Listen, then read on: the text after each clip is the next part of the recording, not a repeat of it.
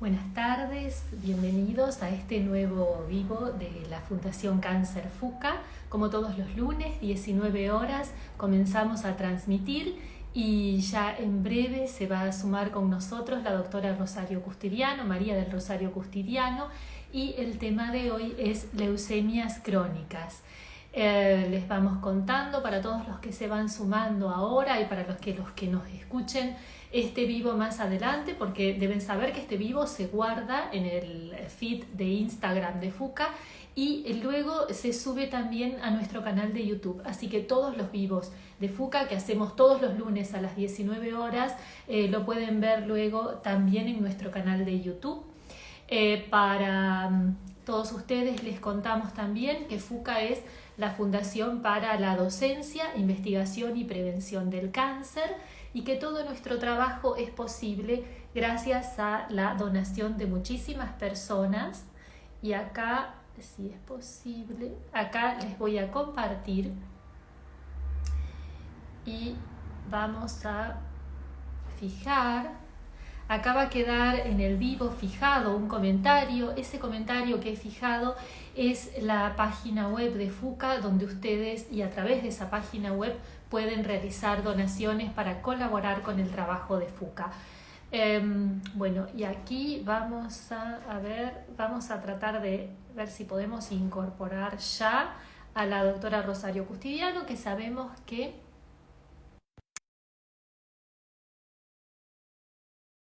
presente aquí en el vivo. Ya somos 15. Bienvenidos a todos. Gracias por estar aquí en el canal de Instagram de FUCA. Buenas tardes, doctora. ¿Cómo Hola, estás? ¿qué tal, Gabriela? Buenas tardes. Bienvenida. A ver, voy a subir un poquito mi Muchísimas. volumen. A ver, les Ahí vamos a subo. preguntar. Bienvenida al canal de FUCA, a los vivos de todos los lunes. Vamos a preguntarles a ver a algunas de las personas que están presentes si nos escuchan bien, si llega bien nuestro sonido. A ver, A ver, Silvana, Sole, hola, ahí se me. un aplauso, un corazoncito que nos manden si nos están escuchando bien. Parece que sí. ¿Se escucha? Bueno, ¿Vos me escuchás bien, Gabriela?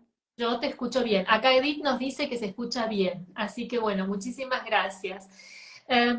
Entonces, les contamos a todos, por quienes quizás no nos conocen, la tenemos que presentar. La doctora María del Rosario Custiriano es médica especialista en hematología, en realidad especializada en oncohematología, y es miembro del staff médico del Instituto Alexander Fleming, que es donde FUCA tiene su sede, del servicio de oncohematología y trasplante hematopoyético del Instituto Fleming. Y dentro del equipo, la especialista en leucemias, y por eso este es Crónica. el tema que nos va a ocupar hoy. Así que bueno, en primer lugar te agradecemos, Rosario, por estar con nosotros. Y, y bueno, y empecemos a hablar de este tema que nos interesa hoy. ¿Por qué? Bueno, la primera pregunta sería, ¿por qué decimos o por qué le pusimos de título a este vivo leucemias en plural, cuando quizás los que no estamos interiorizados en este tema pensamos que es la leucemia una enfermedad y parecería que son, en realidad, por lo que nos has indicado, son varias enfermedades? Bueno, bueno, muchas gracias, Gabriela, antes que nada, gracias a vos, gracias a FUCA por esta oportunidad y por supuesto a toda la gente que se está uniendo. Y como bien vos lo decís, no hay una leucemia, sino que hay distintos tipos de leucemia. Y a esta charla un poco le pusimos leucemias, hablemos de leucemias crónicas, porque existen las leucemias que se llaman leucemias agudas por el curso, por las características clínicas que tiene la patología, que implican una rápida evolución de la enfermedad y una necesidad de iniciar tratamientos, digamos, de manera, digamos, muy rápida. Generalmente los pacientes se tienen que internar, cursan con necesidad de transfusiones o con sangrados, o sea, el comienzo de los síntomas es muy abrupto y también la necesidad de una intervención terapéutica lo es así también. Y en esto se diferencian de las que llamamos leucemias crónicas, que es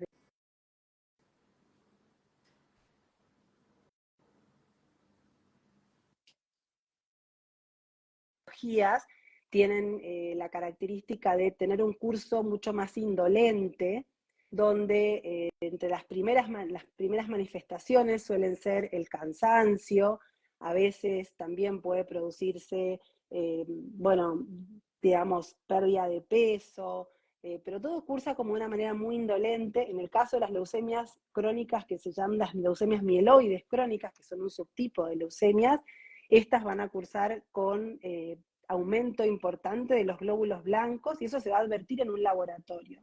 Y esta característica puede ser un descubrimiento completamente aleatorio en un análisis de sangre, de un prequirúrgico, de un preocupacional, nos ha pasado, donde el paciente quizás no tenía ningún síntoma. Entonces, esto es algo común de las que llamamos leucemias crónicas.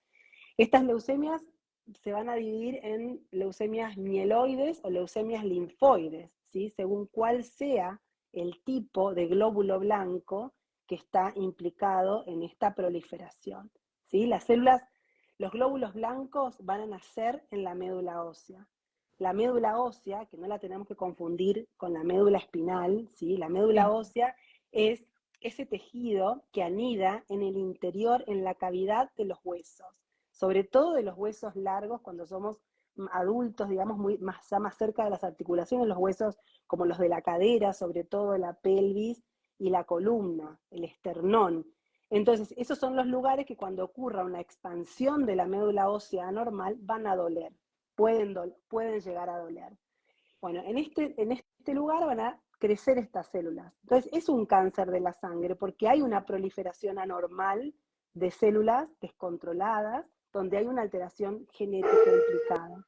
Pero según cuál sea el subtipo de leucemias, si es mieloide o si es linfoide, entonces eso va a hacer que la denominación. Esto no sé, eso es, estoy sintiendo como un ruido.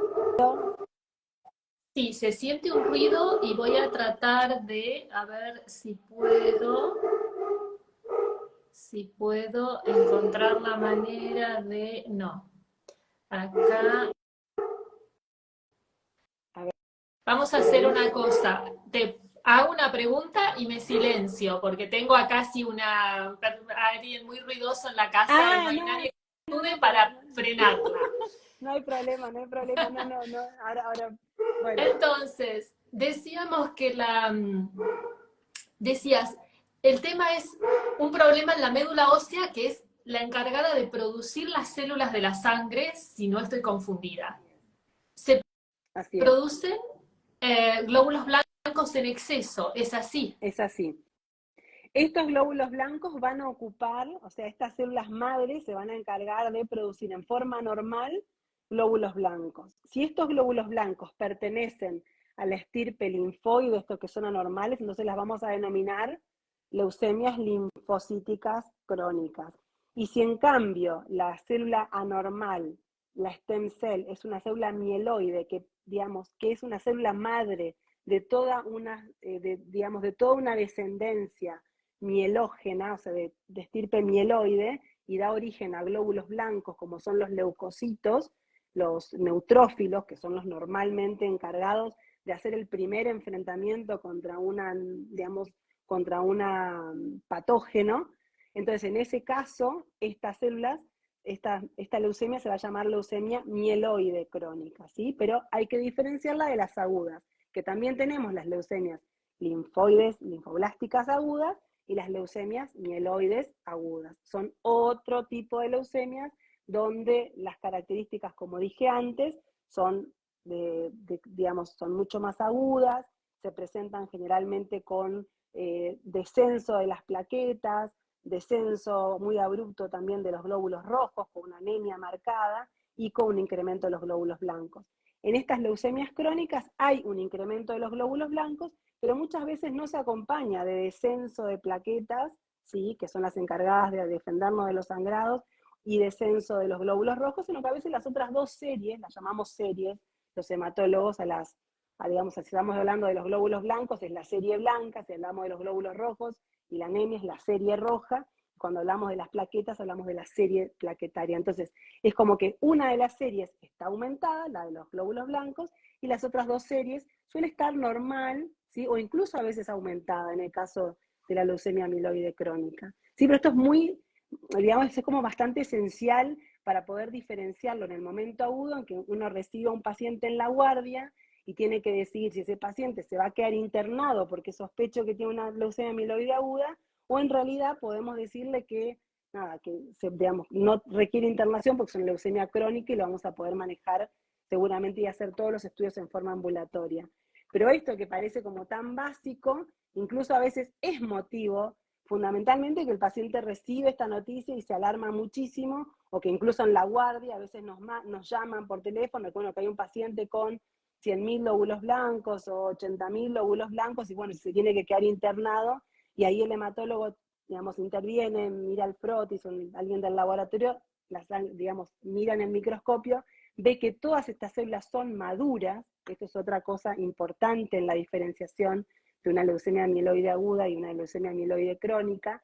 Digamos, las células de la leucemia amiloide aguda se detienen en una etapa muy inmadura de su, digamos, de su desarrollo, y estos son los que se llamamos blastos, y en cambio en la leucemia amiloide crónica vamos a encontrar todas las etapas madurativas de esa célula mieloide, pero en la sangre periférica donde no deberían estar. En el caso de las leucemias linfocíticas crónicas vamos a encontrar linfocitos maduros que van a estar en la sangre periférica, que tampoco deberían estar en tanta cantidad o en exceso. Pero eso ya a nosotros nos tranquiliza, ver como todas las células, ver que están maduras o que están todos los estadios de maduración, ya nos tranquiliza como para poder decir, bueno, esto lo vamos a poder plantear en la consulta, lo vamos a poder ver en la consulta ambulatoria, y no hace falta que el paciente se quede internado a continuar. Entonces, esta característica de los glóbulos blancos, cuando nosotros los vemos a los pacientes en el consultorio, dicen, ¿y hasta cuánto me pueden llegar los glóbulos blancos? ¿No? Entonces, bueno, la verdad es que los glóbulos blancos, en el caso de las leucemias amiloides crónicas o en el caso de las leucemias linfocíticas crónicas, pueden estar muy altos y no estar causando estrictamente un síntoma, y no así en lo agudo. Así que bueno, no sé si esto sirvió como para que entendamos en forma, digamos, como grosera y general, cuál es la diferencia entre un aspecto, digamos, lo que es agudo y lo que es crónico. Después ya nos Claro. podemos abocar más a lo más específico. A lo que nos ocupa hoy, que son las crónicas. Pero bueno, entendiendo entonces que vos estabas planteando la situación de una persona o de un paciente que está en una guardia y que de pronto intervienen ustedes revisando los resultados de los análisis y que ya diferencian esta situación y se pueden dar cuenta que no es una situación de urgencia o de emergencia. Ahora, el tema es cómo llega esa persona a la guardia. O sea, parecería, por lo que decís, que en muchos casos estas enfermedades se detectan por exámenes de rutina, con lo cual vale siempre la recomendación de FUCA, mínimamente una vez al año consultar al médico y hacerse los chequeos médicos, pero ¿a qué otros aspectos tendríamos que estar atentos si no fuera este el caso? Bien, una de las características en los dos tipos de leucemia, tanto en la linfocítica crónica como en la leucemia mieloide crónica, es el crecimiento de un órgano que es el que conocemos como el vaso, ¿sí? El vaso con Z. El vaso está del lado izquierdo, ¿sí? Como ahí por debajo del estómago, a la altura que si uno tocara las costillas, no debería palparse al examen físico. Sin embargo, cuando los pacientes tienen este tipo de patologías, es muy frecuente que el vaso se agrande. Ahora, ¿qué síntomas puede dar un vaso agrandado? No se agranda solamente en estas enfermedades, se puede agrandar en infecciones, se puede agrandar en otro tipo de patologías hematológicas o infecciosas. Entonces, cuando el vaso crece, el vaso ocupa un lugar, ¿sí? Un lugar que no le corresponde, y sobre todo comprime estructuras adyacentes como lo mencioné, la del estómago. Entonces, la persona se va a llenar fácilmente, va a comer un poco, va a sentir como una sensación de estar muy lleno rápidamente. Esto, cuando avanza la enfermedad, cuando crece mucho el vaso, hace que se coma cada vez menos. Entonces esto puede llevar a un adelgazamiento, o incluso a que, bueno, que haya como dolor también después de comer, ¿sí? O que ese vaso a veces se puede infartar y puede doler espontáneamente, puede dar incluso dolor reflejo hacia arriba, en la espalda, pero generalmente duele ahí a la palpación o simplemente es como una inflamación que se puede notar. O sea, esta es otra cosa, es otra característica que también puede llegar a ser un motivo de consulta, Claro. ¿sí? Claro. Sí, y cómo es que hablábamos los otros días cuando hablábamos de mielomas, de linfomas, perdón, y hablábamos de esto del camino del paciente, de enfermedades que a veces son difíciles de diagnosticar. ¿Pasa lo mismo en el caso de este tipo de leucemias? Quizás sí, ¿no? Del hecho de que el paciente, los síntomas no son específicos, entonces no se llega tan rápido al diagnóstico.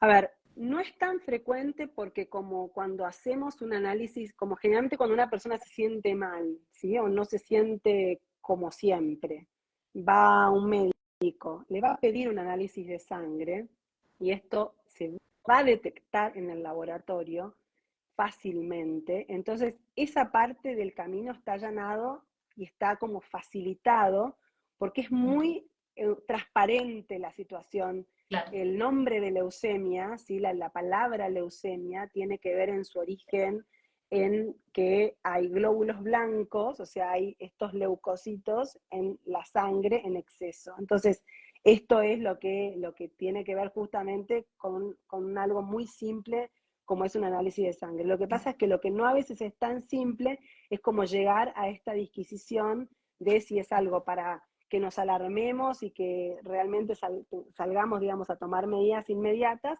o si puede continuar esta consulta, digamos, en lo ambulatorio y porque estamos frente a algo crónico. Claro. Cuando nosotros detectamos estos glóbulos blancos anormales en la sangre, además de hacer unos estudios un poco más, digamos, exhaustivos para poder ver otros parámetros que acompañen y nos puedan orientar si, digamos, si el origen es una leucemia linfoide o es algo mieloide, si es agudo, si es crónico. Esto también vamos a hacer lo que nosotros hoy conocemos, que seguramente lo habrán también conversado en la charla de linfomas, el estudio que se llama de citometría de flujo. La citometría de flujo es una técnica que permite identificar a la célula, ponerle como un nombre y apellido a esa célula que está dando vueltas en la sangre y poder decir a dónde pertenece esa célula y si es anormal o no, si existe o no una población anormal. Entonces, es un estudio rápido, relativamente, digamos, accesible. Bueno, pongo por supuesto que nada es tan fácilmente accesible según, digamos, el ámbito en el que uno esté, pero tanto a nivel público como a nivel privado se cuenta con esta tecnología de la citometría de flujo y, bueno, es importante que se pueda hacer esa detección de la población para poder también tranquilizarnos y decir que podemos seguir las cosas en forma más. Es muy característico en el caso de la leucemia linfocítica crónica, la citometría de flujo nos va a dar el diagnóstico y ni siquiera vamos a necesitar hacer una médula ósea para hacer diagnóstico. Es una de las pocas enfermedades hematológicas donde hacemos el diagnóstico simplemente con una muestra de la sangre periférica y un estudio de citometría de flujo adecuado, ¿sí? En la leucemia amiloide crónica, además, tenemos que encontrar una alteración genética característica, que es la que se conoce como cromosoma Filadelfia. Y con eso uno puede ponerle el título. Le pongo el título de que es una leucemia amiloide crónica o le pongo el título de que es una leucemia linfocítica crónica. Claro, ¿sí? exacto. Y bueno, una vez que tenemos el diagnóstico, ¿en qué consiste el tratamiento de este tipo de leucemias? Bueno, estas leucemias también tienen en común un abordaje de tratamiento que, digamos, está retirándose de lo tradicionalmente conocido para el tratamiento de las leucemias, que ha sido la quimioterapia, ¿no? Como en otras patologías tumorales y oncológicas. En el caso de la leucemia amiloide crónica, fue una de las leucemias donde se pudo identificar, les voy a dar, digamos, brevemente primero una y después la Sí, otra, porque realmente son muy diferentes. La leucemia amiloide crónica, el origen es una alteración genética, o sea, una aberrancia genética en los genes, en el ADN, ¿sí? donde lo que se produce es un entrecruzamiento de dos cromosomas que deberían estar su material genético separado, pero en algún momento, en el desarrollo, digamos, ya de la vida adulta, porque esto no lo traemos desde el nacimiento, sino es algo que es adquirido, este entrecruzamiento anormal hace como que se pegoteen dos cromosomas que son, digamos, que están separados habitualmente. Entonces, cuando ese material genético se yuxtapone, ¿sí? O se pone uno al lado del otro, generan una, digamos, un gen anormal, y ese gen, esto, digamos, explicándolo un poco a digamos, a las personas que están, que por ahí no tienen conocimientos médicos, Bien los genes sencillo, bien sencillo. los genes, ¿sí? Como los conocemos, ese material genético, el ADN, es el que va a dar lugar a todas las características del organismo, pero eso se va a producir a partir de que se sintetizan proteínas, se producen materiales proteicos y esas proteínas después generan los tejidos, esos tejidos generan los órganos y bueno, cada cual con su característica, ¿no? Bueno, en el caso de la médula ósea, también hay material genético dentro de estas, digamos, y que se van a expresar en forma diferencial en las células de la médula ósea, en las células mieloides, y cuando este material genético se altera, esa célula mieloide hija va a ser anormal, porque está teniendo un material genético que le está dictando una información y le está haciendo producir proteínas que van a derivar en un desarrollo completamente autónomo, ¿sí? En una capacidad de proliferar, de crecer, de dividirse a mucho más ritmo,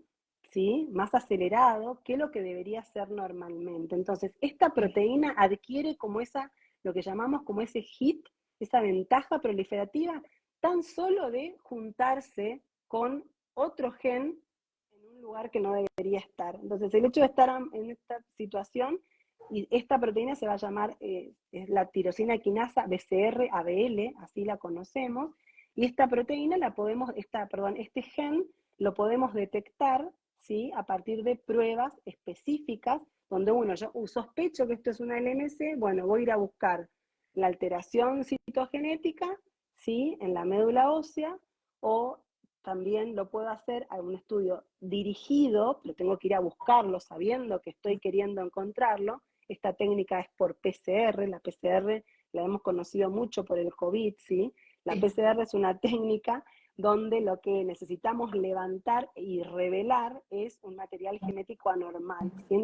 Así como detectamos el material genético del virus, acá vamos a detectar ese material genético anormal de esta enfermedad de la leucemia amiloide crónica. Y bueno, esto se puede hacer en la sangre periférica también. Entonces es porque todas las células hijas de esta leucemia van a tener esa alteración. Entonces esto se revela por esta PCR y ahí hago el diagnóstico. Y es esa misma proteína la que no solo le está dando, digamos, el nombre, sino que le está dando esa capacidad. Y entonces que todo esto ventaja en que se descubrió en un momento, digamos, del desarrollo de los medicamentos, un fármaco que era capaz de engancharse a uno de los sitios de esta proteína normal y bloquearla.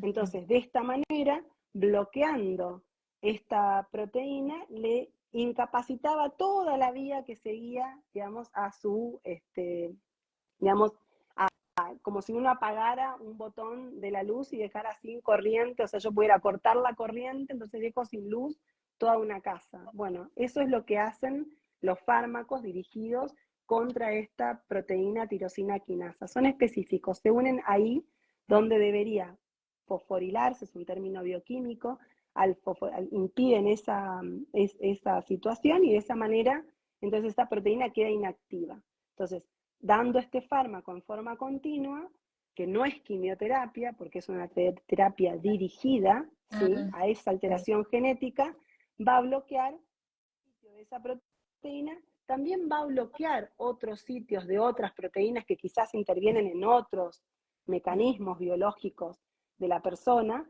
y que no las quiero bloquear, pero bueno, se bloquean en forma inespecífica, pero no van a tener ese impacto que tiene la quimioterapia como lo conocemos, que es un tratamiento dirigido a anular, ¿sí? Digamos, a matar, por así decirlo, a las células tumorales, claro, y en ese intento también vamos a alterar, digamos, la división de todo el resto de células que no tienen por ahí que ver con el tumor, ¿sí? Entonces tienen claro. otro perfil de eventos adversos. Entonces la quimioterapia es otra cosa y acá utilizamos la terapia dirigida. Entonces Terapia son, directa. así es. Esta terapia dirigida, en el caso de la leucemia amiloide crónica, es una terapia oral, ¿sí? Donde hay ya varias generaciones, a partir del año 2000 empezó el desarrollo de estos fármacos, así que ya llevamos unos cuantos años, a pesar de que, bueno, que para esto un concepto muy innovador, fue el primer fármaco en la, digamos, en la oncohematología aprobado para este fin específico, que fue en realidad desarrollado con este fin. Existían otro tipo de leucemia, también otro fármaco específico y terapia dirigida, por el caso de la leucemia promielocítica aguda, pero en ese caso no había sido desarrollado, o sea, para eso, no fue como acá. Acá se descubrió la alteración genética y a partir de descubrir la alteración genética se usó un fármaco que pudiera bloquear específicamente eso. Y fue justo cuando yo me recibí de hematóloga que empezaron todas las pruebas con estos fármacos y bueno, toda esta nueva como era de la terapia dirigida, así que bueno, que realmente ha tenido muchísimo éxito para tratar esta enfermedad. Y Antes de que mucho, esto, y sí, mucho beneficio sí, porque para los pacientes. nosotros, digamos, en ese momento, que yo todavía era residente, los pacientes tenían que tratarse con tratamientos combinados de interferón con citarabina. Citarabina es un fármaco quimioterápico, el interferón es un inmunomodulador, y bueno, se trataban con esa combinación y había un porcentaje importante de pacientes que no respondían o que eran, digamos, refractarios o que la enfermedad volvía, y en esos casos, digamos, si los pacientes, y sobre todo si los pacientes eran jóvenes, la única cura de la enfermedad era el trasplante de médula ósea, trasplante halogénico. Entonces, realmente fue un avance enorme el que se hizo en esta situación actual, donde un paciente que tiene un diagnóstico de una leucemia amiloide crónica tiene la posibilidad, digamos, de ser tratado con estos fármacos, con estos inhibidores de la tirosina quinasa, y que ya también han evolucionado, porque estos fármacos no están exentos de eventos adversos, de resistencia. Entonces, en estas situaciones, digamos, la evolución de la investigación ha llevado al desarrollo de los de primera generación, los de segunda generación, como el nilotinib, el dasatinib, los de tercera generación, también el bosutinib es otro fármaco que también lo tenemos, está aprobado en Argentina, y el ponatinib, que son los que llamamos de tercera generación y que ya para cuando aparecen resistencias o resistencias específicas, mutaciones de la proteína que escapa de esta inhibición que quiere hacer el tratamiento. Entonces van apareciendo todas estas opciones para poder, digamos, hacer frente y poder lograr digamos, digamos realmente lo que llamamos como una cura funcional, ¿no? No podemos hablar de Claro, que curamos todavía esta enfermedad, porque la única cura sería un trasplante de médula ósea, pero tampoco queremos eso porque tenemos la posibilidad de que el paciente pueda vivir, si tiene una buena respuesta, una expectativa de vida igual a la de un paciente de su misma edad que no tiene la enfermedad, ¿sí? Siempre y claro. cuando el tratamiento cumpla, el tratamiento funcione, ¿sí? Tenga una buena respuesta y, digamos, a lo largo del tiempo, también en estos últimos años, la posibilidad de que en ciertas situaciones se pueda suspender este tratamiento y la enfermedad permanezca dormida, Dormida. ¿sí? Entonces, Claro, claro. Sí, la palabra crónica se usa cada vez más en nuestro mundo, en el área del cáncer. Parecería como que sigue dando miedo, pero en realidad al al final del día es una buena noticia pensar que es una enfermedad crónica con la que se puede convivir, con la que se puede tener una calidad de vida aceptable y y bueno, y tomando una medicación o como decís en estos casos, la posibilidad inclusive de suspender la medicación. Eh, bueno, vos has sido parte y de un protocolo que hemos realizado, que se ha realizado en el Centro de Investigaciones de nuestra fundación en colaboración con Fundaleu, que tiene que ver con la posibilidad de discontinuar precisamente ese tratamiento. Vamos a tener un vivo para hablar de este tema con el doctor Bianchini próximamente, Ah, así que mira qué bien, aprovecho para buenísimo, pasar el aviso. genial, Este, Michele. con Michele.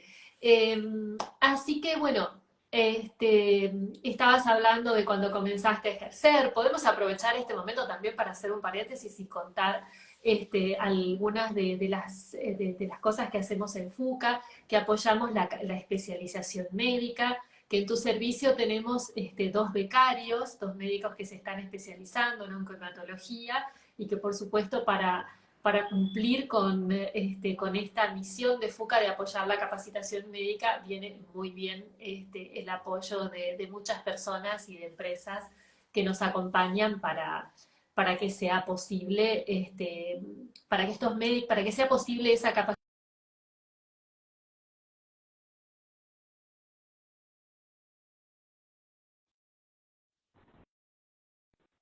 Gabriela, Gabriela, Sí, ah, sí, sí, parecía que te ibas, pero ahí estás. sí, ahí estamos. No, creo que vos mencionaste y también mencionaste al doctor Bianchini, a Michele Bianchini, al CEO y demás. Yo creo que esa posibilidad también de hacer investigación y de que, bueno, dar soporte a proyectos que tengan que ver con, digamos, con este tipo de iniciativas, donde, digamos, digamos, junto a Fundaleu y al Instituto también Nacional del Cáncer y subsidios y demás, o sea, estas acciones conjuntas haber podido, bueno, llevar a cabo esta oportunidad del protocolo de poder hacer la suspensión del tratamiento y con enormes hallazgos y también, bueno, beneficios para los pacientes. Creo que es algo que es muy importante en la labor digamos, de FUCA, así que eso Por eso. es muy bueno. Apoyen a FUCA, ahí tienen el link para apoyar a FUCA. Pero bueno, ahora, este tema de discontinuar el tratamiento, más allá de este protocolo, fuera del protocolo, con los pacientes que tienen ustedes u otros centros que puedas conocer, ¿se está haciendo esa experiencia o fuera de un protocolo no se hace la posibilidad de que discontinúen el tratamiento? A ver, el tema es poder identificar el paciente que estaría en condiciones de poder ensayar la interrupción del tratamiento, ¿no? Porque lo que primero vamos a hablar es que vamos a interrumpir el tratamiento, un tratamiento que el paciente, me acuerdo la primer paciente que suspendimos el tratamiento lo tenía hace 17 años, estaba tomando el medicamento. Entonces, primero es una cosa que hay que conversarla también con el paciente, o sea, de hecho hemos en algún momento propuesto esto a algunos pacientes que estaban en condiciones, digamos, por las características, el tiempo que llevaban, en la respuesta y demás, pero por ahí el paciente no quería, ¿no? Porque Claro, el paciente también lleva muchos años y está muy bien y no tiene, digamos, eventos adversos de la medicación y la tolera, dice, y si yo estoy bien y estoy sin leucemia, ¿por qué lo voy a suspender?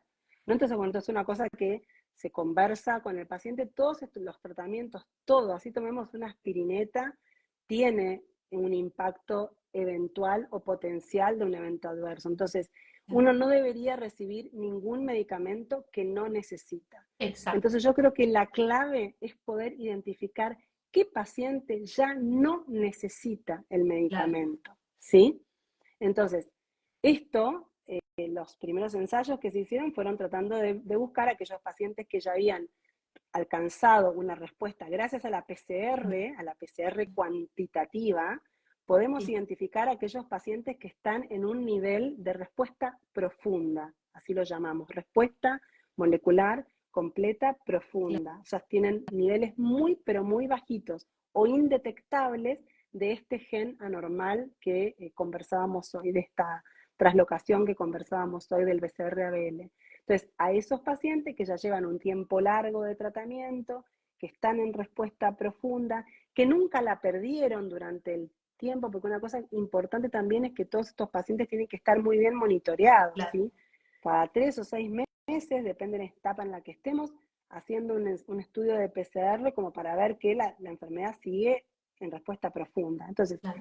en estas situaciones se puede ensayar la interrupción y en estos casos que interrumpimos el tratamiento, el monitoreo después tiene que ser todavía mucho más seguido, Claro, porque más estamos estricto. quitando un inhibidor y tenemos que ver si esa respuesta se mantiene Claro, cuando le quitamos el freno, ¿no? O sea, claro, es como yo tengo el freno de mano, creo que estacioné bien, pongo el freno de mano, pero hay que ver si cuando lo saque, no, para dónde se va a ir. Si estoy realmente en un terreno plano y estoy bien plantado o no. claro. Entonces, eso lo vamos a ir viendo en forma dinámica con estos controles que cada vez que suspendemos un tratamiento, le explicamos al paciente, le explicamos también al financiador, en el caso que no sea hecho bajo un protocolo, si a la prepaga, de que bueno, de que vamos a necesitar controles de PCR más seguidos, porque si Claro, no, si yo no tengo garantía de que voy a poder hacer PCR seguidas, que son costosas, claro, no puedo suspender. Entonces creo que ese es otro punto importante. Tengo que tener la respuesta adecuada, tengo que tener un tiempo de tratamiento adecuado previo y tengo que tener la capacidad y el acceso a esos controles exacto. seguidos, que en el inicio los hacemos una vez por mes. Entonces es algo bastante Claro, estricto. Y esto, digamos, si el paciente no tiene la cobertura o no lo conseguimos, y por eso creo que es una especie de la parte fina del embudo, de poder tener ese recurso para claro, poder acceder y decir, bueno, que estamos seguros, porque si en algún momento la respuesta se pierde, hay que volver a tomar el medicamento, ¿sí? claro, claro. Entonces, más o menos va a haber, digamos, una posibilidad de que eso suceda, pero merece la pena hacer el intento en los casos en los que esto esté ya garantizado, digamos, que de alguna manera las características del paciente nos permitan poder ver, digamos, ensayar esta situación. El protocolo es la situación ideal, pero en este momento ya, digamos, se han acabado los recursos. El Claro. protocolo tenía previsto un ingreso, digamos, de un cierto número de pacientes, después se amplió y, bueno, digamos, también todo esto, al no conseguir más recursos para poder, que básicamente tiene que ver con las PCR, bueno, ese Claro, protocolo, digamos, en este momento está cerrado el reclutamiento y digamos, uno desde la consulta, por ahí los nematólogos que están de alguna manera más como en el tema, la gente que pertenece a la subcomisión de leucemia mieloide crónica de la sociedad, o sea, desde ahí están ellos, este grupo está trabajando muy intensamente para poder brindar de alguna manera los lineamientos de bajo qué situaciones un hematólogo en su consulta podría definir. Yo creo que hoy claro, por hoy lo más importante son aquellos pacientes que no están tolerando bien la medicación, claro, y tenemos casos así, de pacientes que de repente llevan un tiempo largo en tratamiento y bueno, y están sufriendo algún evento adverso o gastrointestinal. He tenido pacientes con muchas diarreas, por ejemplo, que bueno, que ya llevan varios años y hemos rotado los tratamientos o están y bueno, bueno, en esos casos, bueno, son o pacientes que tienen por ahí anemia o glóbulos blancos bajos, entonces uno dice, bueno, esto es producto del tratamiento y la enfermedad ya está controlada, en este momento podemos ver qué pasa, porque tengo algo para ganar, claro. ¿sí? Pero bueno, siempre muy conversado con el paciente, con el hematólogo y con todo esto otro, digamos, en conjunto todas estas evaluaciones y estas posibilidades para poder determinar que el paciente lo puede, digamos Claro, que podemos afrontar esta claro. situación. Evaluar toda la situación y un poco costo-beneficio desde todos los puntos de vista. Bueno, nos estamos quedando cortas de tiempo, pero me gustaría que todavía toquemos lo que tiene que ver con el tratamiento para el otro tipo de leucemia crónica del que estábamos hablando, la leucemia linfocítica crónica, si podés por ahí resumido, Sí, no sé si se puede o lo dejamos sí, para sí, sí, lo sí. vivo, No, como no, no, no. quieras. No, no, no, no, podemos hablar. En el caso de la leucemia linfocítica crónica, ¿sí? En los pacientes la característica que tienen, a diferencia de la leucemia amiloide crónica que conversábamos recién, los pacientes pueden no requerir tratamiento en el momento en el que los diagnosticamos. O sea, una leucemia amiloide crónica, yo la diagnostico, la tengo que tratar siempre, porque la evolución puede ser incluso a una leucemia aguda si no se trata. Pero en el caso de la leucemia linfocítica crónica, solamente 1 de cada 3 pacientes, ¿sí? O sea, un tercio de los pacientes requeriría tratamiento en el momento en el que hace la consulta o se diagnostica la enfermedad. Entonces, para un número importante de pacientes, no tenemos que tratarlo. Entonces, ese es el primer concepto importante. No todo paciente que tenga ese diagnóstico tiene que recibir tratamiento. Y esto es fácil y difícil, ¿sí? Difícil porque es una espada de Damocles de alguien que tiene este diagnóstico y tiene que afrontar en forma, digamos, permanente con esto de que tengo una leucemia y no me están tratando. Y quizás en algún momento progrese y yo no estoy haciendo nada para prevenir ese progreso. Entonces creo que es quizás un impacto psicológico muy importante, que uno por ahí a veces tiende como a minimizar, pero bueno, cuando conversamos con los pacientes yo, digamos, trato siempre de que, bueno, que tengan un soporte y de alguna manera poder contar con algún soporte profesional digamos, de ayuda psicológica como para poder lidiar con esta situación, incluso en aquellos pacientes que no tenemos que tratarlo, más todavía que con nosotros, de verlos, no se da cuenta que a esos pacientes les cuesta más a veces. Entonces, entender de que esta leucemia, de alguna manera, tenemos que estar monitoreándola para ver en qué momento la tenemos que tratar, y en aquellos pacientes que hoy requieren tratamiento, también hemos hecho un camino muy importante en cuanto a avances, ¿sí? Y que tienen que ver fundamentalmente con esto de alejarnos cada vez más de los esquemas tradicionales de quimioterapia. ¿Sí? En el año 2008, más o menos a partir del año 2007, 2008, en esta patología tuvimos el primer tratamiento que cambió la sobrevida, o sea que teníamos una diferencia en los pacientes que tratábamos con un esquema respecto a otro en cuanto a resultados, digamos, más importantes del tratamiento. Pero esto era fue la llegada de lo que llamamos la inmunoquimioterapia, que realmente cambió y revolucionó todo el campo de lo linfoproliferativo y también de la leucemia linfocítica crónica.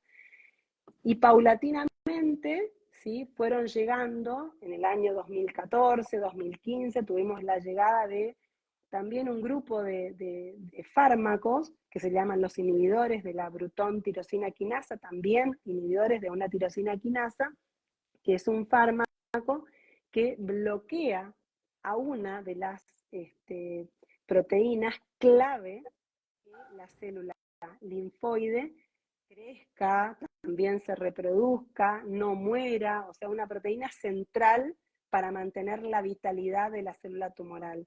Entonces, a partir del descubrimiento de estos fármacos y la utilidad que tuvieron y los resultados de los estudios clínicos, se aprobaron primero para el tratamiento de los pacientes en recaída, es el ibrutinib, después vino la calabrutinib, también ahora tenemos el zanubrutinib, o sea, todos terminan tinib, ¿sí? Y esto revolucionó el campo de tratamiento de la leucemia linfocítica crónica porque los pacientes pasaron de hacer estos tratamientos de inmunoquimioterapia que requerían infusiones endovenosas con perfiles de toxicidad de las quimioterapias a hacer un tratamiento oral para controlar la enfermedad. Pero claro, pasó de ser un tratamiento acotado, que lo hacíamos durante 6 meses y después ya pasábamos, digamos, al control, a hacer un tratamiento por boca y permanente, como en el caso de la leucemia amiloide crónica. Entonces, este camino fue avanzando y se incorporó al arsenal del tratamiento otro grupo de fármacos, también oral, también dirigido, pero están dirigidos a otra proteína que se llama BCL2, esta otra era el BTK, esta se llama BCL2, y este BCL2 lo que le otorga a la célula es una inmortalidad, ¿sí? Entonces, el hecho de bloquear el BCL2 provoca que la célula rápidamente vaya a lo que llamamos la muerte programada o apoptosis, se llama, ¿sí? Esta forma de morir como un suicidio que tiene la célula tumoral, se reconoce como una célula normal que no debería estar y entonces se suicida y muere, de adentro para afuera, explota. Entonces, esta proteína central para esto es inhibida por estos fármacos inhibidores de BCL2, los que conocemos al venetoclax, y hay otros más en desarrollo por venir, ¿sí? En estudios clínicos todavía. Entonces, el venetoclax combinado con la inmunoterapia, con los anticuerpos anti-CD20, constituye también un esquema que se puede utilizar en la primera línea o en la recaída de los pacientes y permite administrar tratamiento por un tiempo acotado, 1 año o 2 años, según cuál sea el esquema que se elija. Entonces también hay opciones por tiempo acotado que no tienen que ver con quimioterapia y opciones por tiempo indefinido que no son quimioterapia. Y también ahora tenemos recientemente, hace muy pocas semanas, se aprobó en Argentina la combinación de los 2 tratamientos orales para brindar un tratamiento acotado libre de quimioterapia, ¿sí? Claro. ¿Cuál es el desafío que tenemos los hematólogos? Es que tenemos que poder ver, ¿sí?, a qué paciente lo beneficia mejor qué estrategia. O Claro. sea, qué paciente es un paciente ideal, digamos, o su enfermedad para hacer un tratamiento indefinido, ¿sí?, con un fármaco inhibidor de BTK, qué paciente digamos, es un paciente que elegiríamos para hacer una combinación de inhibidor de BCL2 e inmunoterapia, que la inmunoterapia todavía es endovenosa, ¿sí? Son 8 aplicaciones que se hacen en 6 meses, pero el inhibidor por boca se toma durante 1 año o 2 años, entonces también es un tiempo acotado. ¿Y qué paciente, si uno tuviera, digamos, tendría que recibir quimioterapia? Hoy las guías todavía tienen, digamos, en su listado de tratamientos a la inmunoquimioterapia.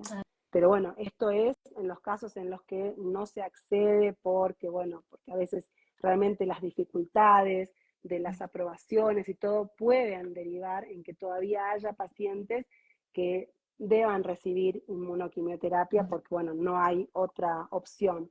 Pero esto solo debería ser una vez que uno descartó ciertas características de riesgo, que es muy importante estudiar en el momento en el que tenemos que definir el tratamiento, para poder decidir a qué paciente le tocaría qué tratamiento. Y además, cómo está el paciente, ¿no? Claro. Que digamos, la parte cardíaca, la función renal, digamos, la edad, la capacidad de contención, la distancia al centro, ¿no?, donde lo vamos a monitorear. Entonces, con todas estas características construimos esto del riesgo-beneficio para cada intervención. Pero poder estudiar a nivel molecular y a nivel genético el riesgo de la enfermedad es hoy uno de los mayores desafíos que tenemos que enfrentar y tenemos que tratar de hacer lo posible para conseguir esos estudios, para conseguir que los pacientes que inician un tratamiento estén lo suficientemente bien estudiados para poder asignarles el fármaco que los va a beneficiar mejor, digamos, según la situación en la que estén, ¿sí? Porque en estos casos, si uno elige darle inmunoquimioterapia a un paciente que tiene una alteración genética específica, podríamos estar haciendo un detrimento muy importante de sus oportunidades de tratamiento y de resultados en el futuro, porque podríamos estar seleccionando los peores clones para el futuro de la recaída. Por eso es tan importante la etapa diagnóstica. Entonces quiero por ahí hacer, y siempre en estas enfermedades que son las leucemias crónicas, tenemos que tratar de tomarnos el tiempo para poder hacer ese análisis del diagnóstico y del riesgo que tiene el paciente para poder definir cuál es el tratamiento que le toca y saber que le toca tratarse, porque por ahí al paciente le toca esperar y uno se está apurando en proponer el tratamiento, ¿no? A veces el paciente también apura porque quiere ya que se haga algo, pero bueno, hay que ejercer la paciencia. La paciencia ciencia, sí. Y seguramente debe ser muy importante el trabajo en equipo, Totalmente. en centros muy especializados como es el Instituto Fleming, me imagino, Y discusiones de casos en comités, con distintas visiones de los profesionales que intervienen, ¿verdad? mira, Gabriela, vos sabés que a veces nosotros en el instituto recibimos pacientes para que vienen nosotros a hacer consultas de segunda opinión, o que incluso, bueno, algún colega también nos refiere para, porque es un equipo grande, porque no somos, los pacientes los discutimos en los ateneos, cada paciente que va a iniciar un tratamiento, porque no es una sola persona la que decide, sino que, bueno, un poco tratamos de incorporar la mirada siempre de todo el equipo con estas situaciones que son difíciles, pero a nosotros también nos cuesta mucho. A veces nuestros colegas dicen, no, porque ustedes están en Fleming, entonces es fácil, podés, y reconozco que sí, que muchas tenemos acceso quizás a cierto tipo de diagnósticos que por ahí, no sé, a lo mejor están más difíciles en otros lugares, pero te aseguro que nos cuesta mucho también a nosotros obtener las autorizaciones y los papeles que tenemos que llenar y hacer para poder tener las autorizaciones para hacer los estudios. Son estudios costosos, ¿sí? Y son muchos estudios, no es que es uno solo y ya está. Claro, Entonces, con cada estudio tenemos que armar una defensa, un alegato de por qué lo estamos pidiendo, para qué va a servir, bla, bla, bla, y vuelta otra vez, y por ahí hay una negativa, y entonces otra vez, pero tenemos que creer fervientemente en la utilidad de esto para que tanto nosotros como el paciente hagamos el esfuerzo por reunir esa información. claro, Entonces, ese también es un gran trabajo en equipo claro. que yo le agradezco muchísimo a los pacientes digamos, que tenemos, a los pacientes que tenemos en el instituto, cuando uno le dice, por favor, tenemos que conseguir esta aprobación, y bueno, y a veces van y vuelven, y van y vuelven, que es algo que realmente vale la pena. No debería ser así, No, ¿no? La verdad exacto, que las cosas claro. deberían ser más fáciles, pero bueno, tenemos un entorno complejo, digamos, para todo, Sí, entonces uno no puede desconocer la realidad, digamos, que hay en el contexto en el que estamos, pero sí reconocer cuál es la importancia y entonces, en función de eso, nada, trabajar en equipo y conseguir claro. digamos, esos elementos que nos permitan definir mejor qué vamos a hacer. Y lo mismo para Seguro, el monitoreo del LMC, conseguir claro. los recursos para poder hacer los monitoreos de PCR. Es vital, es saber dónde estamos parados antes Exacto. de empezar, y cuando comenzamos el tratamiento después, cómo vamos. Porque si no es como Claro, que yo me tiro una pileta y no sé, con los ojos cerrados, y después no sé qué pasa. Y hay claro, también que poder mover, digamos, las piezas, ¿no? Esto es dinámico. tal Así cual. que creo que para mí, no sé, es uno de los mensajes más importantes, y también esto del soporte psicológico, porque llevar todo esto a veces, eh, digamos, a veces lo vivimos en la consulta y el paciente está como agotado de todo, del papeleo y la burocracia Claro. y bueno, y ir y venir, pero creo digamos, que contar con una buena contención familiar y con el apoyo, digamos, también adecuado hace digamos, que las cosas, que podamos llevar las cosas digamos, al mejor resultado, Seguro, ¿sí? claro, contar con un soporte también, un apoyo desde el punto de vista emocional. Bueno, Rosario, se nos está, Ahí está, Graciela. ya nos pasamos la hora, pero quería hacerte una última pregunta, porque hablabas de estas enfermedades como enfermedades genéticas que tienen que ver con la genética de las células, y por ahí es importante repetir una aclaración que ya nos han hecho en otros vivos los médicos, de que genético no es lo mismo que hereditario, no confundir, que a veces se confunden.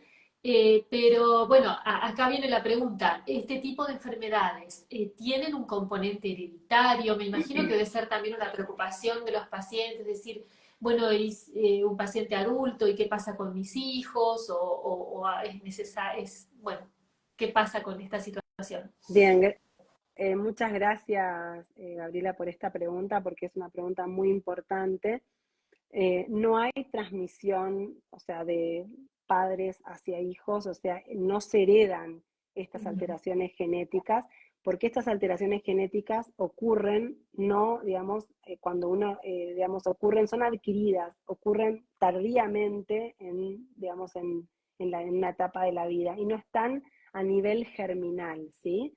Germinal, les explico a los pacientes la palabra, es cuando una alteración está presente en las células que después van a dar lugar a la progenie, ¿sí? O sea, si esa alteración está presente en las células del ovario, ¿sí? Que después se van a unir, digamos, esos óvulos con el espermatozoide, entonces esa alteración genética va a estar ahí, los hijos van a aportar esas alteraciones genéticas. Estas son las que llamamos germinales. En este caso no, son adquiridas, es decir que ocurren solamente en el tejido en el cual está sucediendo el problema, ¿sí? Entonces, el tejido en el que está sucediendo este problema es la médula ósea. La médula ósea no se hereda, porque la médula ósea está, digamos, es un compartimiento que no tiene nada que ver con el ovario. Entonces, esta alteración ocurre en una célula de la médula ósea, ocurre en una célula linfoide inmadura, y en ese momento del desarrollo de esa célula. Entonces, esto no se va a heredar. Ahora, ¿por qué una persona es capaz de desarrollar esa alteración genética y otra no?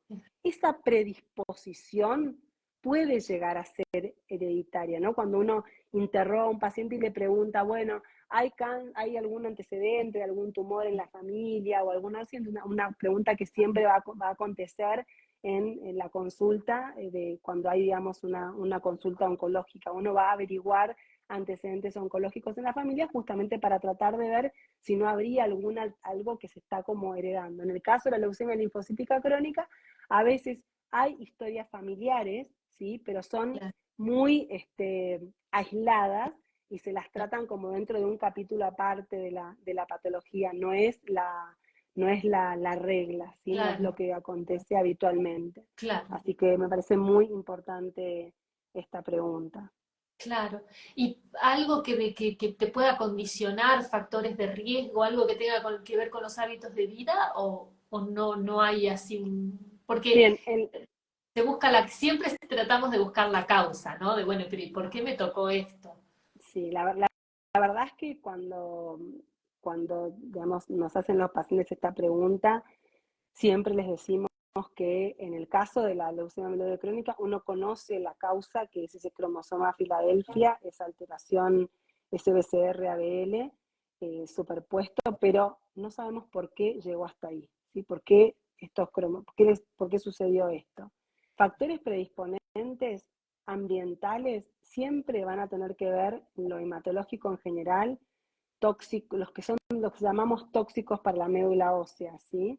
El cigarrillo es un tóxico para la médula ósea, es un tóxico para cualquier célula, ¿no?, del organismo, pero digamos, el tabaco es algo que siempre debería estar ahí como una cosa que, bueno, que puede estar ahora como causal, como algo que causó eso, no lo podemos establecer, pero siempre es un agente predisponente para el daño genético.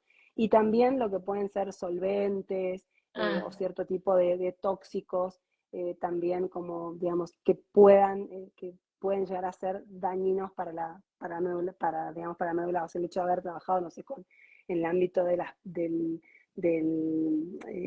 fumigación, o lo que tenga que ver con tóxicos como de las pinturas y demás, a veces pueden ser, sobre todo en patologías de la médula ósea, como las aplasias o las leucemias agudas también, como tener que ver. Pero en general no hay un factor, no encontramos en general ese factor predisponente en forma, digamos, frecuente en este tipo de patologías.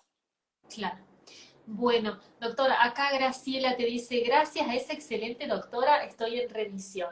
Ay, Graciela, Me muchas gusta leer gracias. lindos mensajes. Bueno, Gracias, bueno, Graciela. doctora, muchísimas gracias. Súper claras las explicaciones. Bueno, espero, no sé, es difícil, pero Amplio. bueno, a veces tratamos Es un tema difícil, es cierto. Bueno, en general son temas difíciles todos los que tratamos nosotros. Bueno, no sé si querés dejarnos algún mensaje No, como cierre. creo, Gabriela, que bueno, que todas estas, este mes, el mes de septiembre, a pesar de que también hay otros tumores, digamos, que tienen sus campañas de concientización durante este mes, es el mes de las neoplasias hematológicas, ¿sí? El mes de septiembre. Por eso, bueno, se ha ido dedicando el 1 de septiembre del LC, 5 de septiembre del mieloma, después, bueno, también el día de la concepción de las leucemias agudas, el 15 de septiembre del linfoma, el 22 de la LMC, bueno, como que durante todo este mes hemos recorrido la concientización de las neoplasias hematológicas. Yo creo que hoy lo importante en estas patologías es cuánto hemos avanzado en el diagnóstico, cuánto hemos avanzado en la comprensión de la causalidad y que esto ha traído nuevos tratamientos, nuevas estrategias, no solo con mejores resultados, sino con mucha mejor tolerancia, con esquemas que ya no son lo que era antes tener. Entonces, bueno, la palabra miedo, ¿no? Uno siempre trata como de sacarla, la palabra, digamos, de que estamos como luchando contra algo. En realidad estamos enfrentando con herramientas mucho más modernas, con mucha más información, con distintas capacidades, y eso nos pone en un, digamos, en un campo, en una posición muy ventajosa a la hora de este diagnóstico. No nadie celebra tener este diagnóstico, pero yo creo que la dedicación y la cantidad, digamos, de investigación que hay en el campo, de investigación local incluso, tenemos muchos ensayos clínicos en el país hoy abiertos para estas enfermedades. Entonces es una oportunidad para, digamos, poder, digamos, tener la posibilidad de hacer distintas y mejor las cosas. Así que bueno, este es como un poco mi mensaje más importante, o lo que siempre nos dice, bueno, mensaje de esperanza, pero no es una esperanza como así como banal, sino creo que realmente es una esperanza muy real, y que está, digamos, muy a la mano. Así que nada, creo que eso es, tanto los que tengan familiares o conocidos o demás, bueno, no miramos ya así con ese miedo, sino bueno, sabemos que podemos enfrentar esto de una manera, digamos, mucho más, digamos, mucho mejor, Claro, ¿sí? Al que hay menos muchas opciones, muchas que hay opciones. muchas opciones. Acá Ana te dice gracias, doctora Rosario, por el amor y la dedicación. Bueno, Ah, gracias, gracias. gracias Ana Gracias. por un mensaje tan lindo. Bueno, y por supuesto apoyen a la investigación, apoyen a FUCA a través de nuestro sitio web. Y bueno, muchísimas gracias, doctora Rosario Custidiano, por acompañarnos esta tarde. Y como ya les dije al principio, este video se va a guardar en el Instagram de FUCA y también en YouTube. Así que síganos en las redes, que siempre tratamos de ofrecer información de calidad con estos excelentes profesionales que nos acompañan. Bueno, Bueno, gracias. Gracias, hasta la Gabriela. próxima. Chao. Chao, Chao. chao. Chao.